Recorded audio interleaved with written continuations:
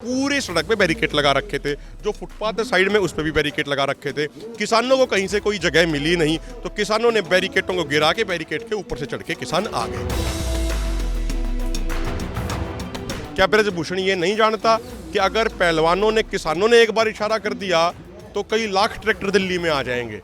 इतने ट्रैक्टर दिल्ली में आएंगे कि दिल्ली में कहीं पैर रखने की जगह नहीं रहेगी। तारीख को जब हम आ रहे थे तो दिल्ली पुलिस के कुछ अधिकारी सिविल ड्रेस में 85 साल के बुजुर्गों को लात मार रहे थे, उनकी पगड़ी नीचे गिरा रहे थे, उसके ऊपर पैर रख रहे थे। ये कभी इनका पानी रोक देते हैं, कभी इनका कुछ और कर देते हैं, कभी कुछ और कर देते हैं। तो ऐसी स्थिति में फिर किसानों को मजबूर होना पड़ेगा। बड़ा फैसला। राम राम नमस्कार, हरियाणा तक देख रहे हैं आप और सोनिया मेरा नाम है। अब इस वक्त किसानों का ये जत्था आप देख रहे हैं। जिस तरह से आपको मालूम होगा कि पहलवानों का धरना लगातार जारी है और एक नया निर्णय लिया गया है कि यहाँ पर 21 तारीख तक जो खापे हैं या उनका कोई जत्था है या किसान संगठनों से जुड़े लोग हैं वो यहाँ पर आते जाते रहेंगे। अभिमन्यु कोहाड़ इस वक्त हमारे साथ हैं। क्या इस नए फैसले के तहत आप लोगों ने यहाँ आना जुटना शुरू किया है? देखिए, हमारा तो बहुत पहले से फैसला था कि संयुक्त किसान मोर्चा गैर राजनीतिक से जुड़े हुए तमाम किसान 8 तारीख को यहाँ पे हज़ारों की संख्या में पहुँचेंगे।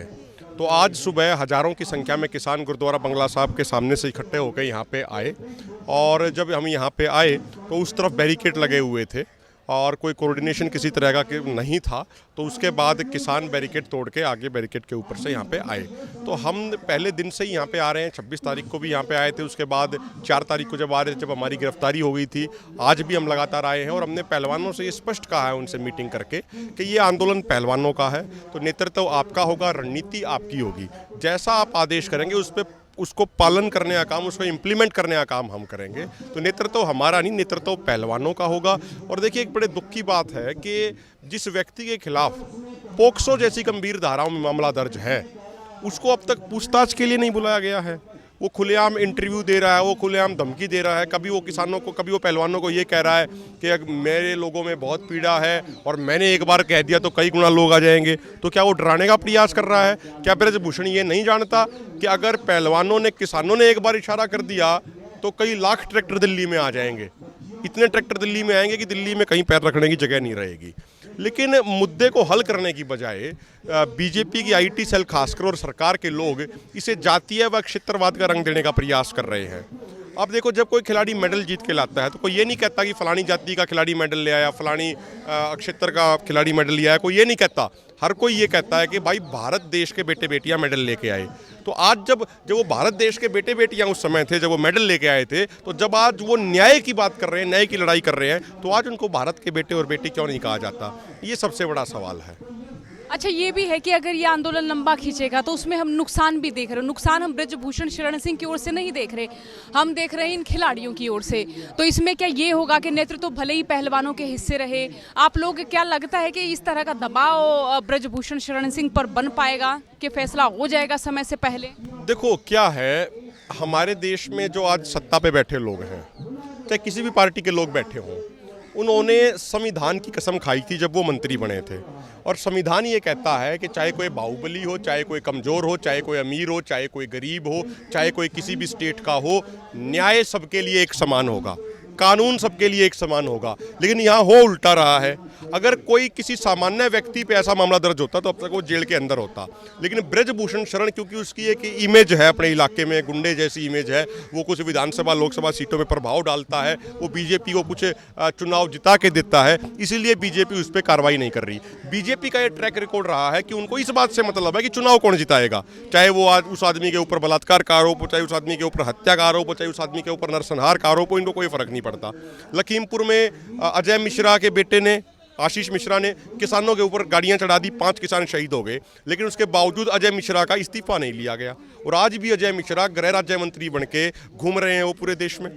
सवाल हमारा ये है कि कानून सबके लिए एक समान होना चाहिए और उसी अनुसार जब काम होगा तभी देश का विश्वास बनेगा। आप मुझे एक बात बताइए कि 4 तारीख को जब हम आ रहे थे तो दिल्ली पुलिस के कुछ अधिकारी सिविल ड्रेस में 85 साल के बुजुर्गों को लात मार रहे थे, उनकी पगड़ी नीचे गिरा रहे थे, उसके ऊपर पैर रख रहे थे।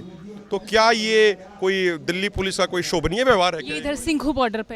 हाँ, सिंघू बॉर्डर पे। क्या उन दिल्ली पुलिस के अधिकारियों के घर में माँ बाप नहीं है क्या? क्या वो अपने माँ बापों के साथ भी ऐसा ही व्यवहार करते हैं? क्या उनको भी वो लात मारते हैं? ये बार बार एक बात को भूल जाते हैं, ये पुलिस वाले भूल जाते हैं, ये सरकार भूल जाती है। ये वही किसान कौम है जिसने 13 महीने तक आंदोलन किया था, जिसने सरकार के घुटने टिकवाए थे। और जब हमारा आंदोलन चल रहा था ना, तो तब सरकार के मंत्री और अधिकारी सारे आके गिड़गिड़ा के बात करते थे, और आज वो भूल गए और आज वो तानाशाही कर रहे हैं। तो ये जो सरकार जिस तरीके की कार्रवाई कर रही है, ये लोकतंत्र के लिए ठीक नहीं है। और आपने ठीक कहा है एक बात, देखिए एक तरफ तो हमारे राजनेता ये कहते हैं कि भाई हम चाइना से आगे निकलेंगे, ओलंपिक की मेडल टैली में हम चाइना को पीछे छोड़ेंगे, अच्छी बात है। लेकिन आप कैसे छोड़ोगे पीछे? आपके देश को मेडल जिताने वाले, ओलंपिक में हमारे देश का नाम रोशन करने वाले तो यहाँ पे धरने पे बैठे हैं। फिर वहाँ कुश्ती कौन करेगा? वहाँ मेडल जीत के कौन लाएगा?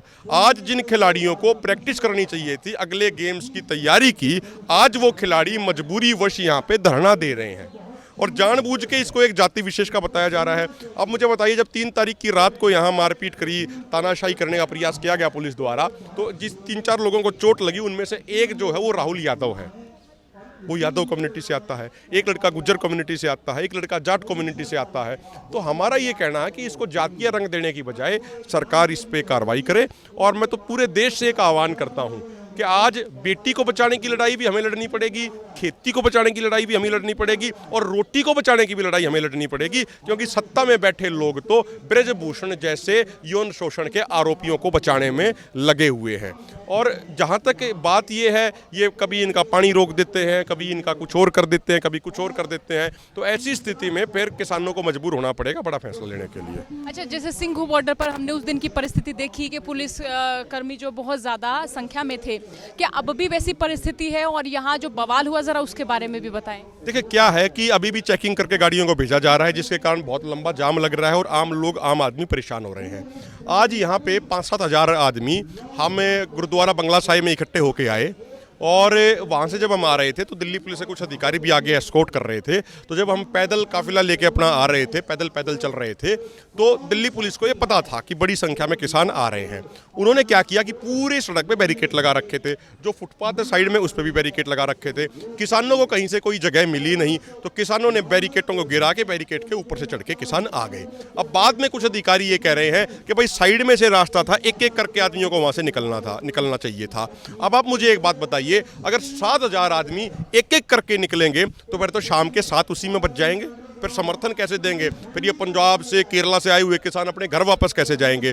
और जहां तक बात रही जांच की, जिस आदमी की जांच होनी चाहिए वो तो खुलेआम घूम रहा है, और हमें ये कह रहे हैं कि यहाँ पे थोड़ी जांच पड़ताल करके भेज देते। अरे कौन सा हम बम लेके आए हैं क्या कोई यहाँ पे? क्या हम कोई अपराधी हैं? क्या हम कोई हत्यारे हैं? क्या हमने कोई गलत काम किया है? क्या हम कोई गलत बात बोलते हैं? क्या हमारा कोई ऐसा रिकॉर्ड बता दो, हमने किसी के बारे में गलत बोला हो, किसी की हमने कुर्ता तक पकड़ा हो तो आज तक बता दो। हम इस बात को समझते हैं कि अनुशासन निभाना हमारी जिम्मेदारी है, लेकिन दिल्ली पुलिस को भी कोऑपरेट करना चाहिए था। यदि दिल्ली पुलिस कोऑपरेट करती, उनके अधिकारी पहले कोऑर्डिनेट करके ठीक से साइड में से 2 बैरिकेड हटवा देते, बाकी बैरिकेड लगे रहते, 5 से 7 हज़ार किसान एकदम निकल जाते, उसके बाद दोनों बैरिकेड पे शिकवे वापस लगा देते। लेकिन वो 2 बैरिकेड नहीं हटाए गए, तो मजबूरीवश हमें बैरिकेड तोड़ने पड़े और बैरिकेडों के ऊपर चढ़ के आना पड़ा। तो जो ये स्थिति बनी, इसके लिए कहीं ना कहीं प्रशासन जिम्मेदार है, और उसके अलावा किसी भी तरह की कोई टकराव नहीं हुआ। अच्छा ताऊ जी, आप बताएं, जैसे कि आ रहे हैं आप यहाँ पे, गांव देहात में क्या रिएक्शन देख रहे हैं इस मामले का? ये जो पहलवान बैठे हैं यहाँ, गांव में तो अगर ऐसे वारदात हो जाती है तो उसको जीने का हक नहीं रहता, और यहाँ ये राजनीति खेल रहे हैं।